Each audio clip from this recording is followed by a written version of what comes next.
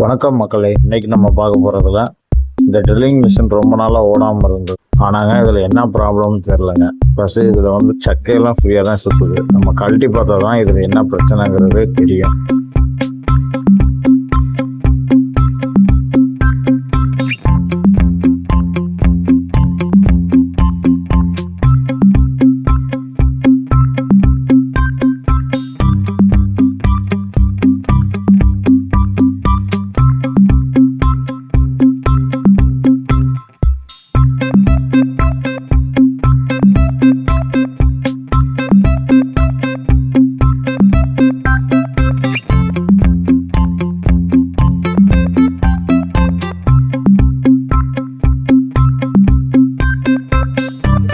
சுவிட்சு நல்லா இருக்குங்க, ஆனால் கார்பன் ப்ரெஸ்ஸில் இருந்து இந்த ஃபார்வேர்டு வர்ற லைன் மட்டும் கட் ஆகிருக்குங்க.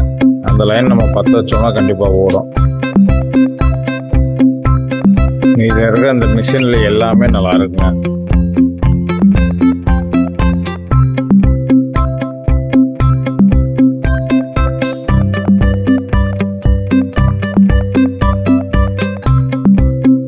இப்போதைக்கு நம்மள்கிட்ட சுவிட்ச் இல்லை, இதிலே நம்ம பற்ற வச்சு ரெடி பண்ணி பார்ப்போம்.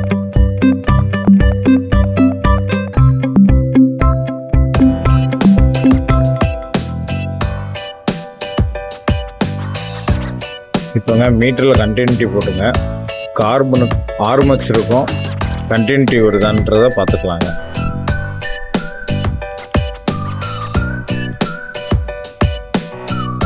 இப்போ ரெண்டுலேயுமே கண்டினியூட்டி நல்லா வருது, இப்போ நல்லா இருக்குன்னு அர்த்தம்.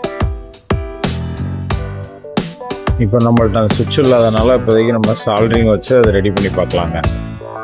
மேக்ஸிமம்ங்க இதில் பார்த்தீங்கன்னா ஒரு சுவிட்சு வாங்கி நம்ம போடுறது தான் பெஸ்ட்டு. ஏன்னா அதுக்கடுத்து கம்பல்சரி இந்த பிரச்சனை வராது, எந்த பிரச்சனையும்.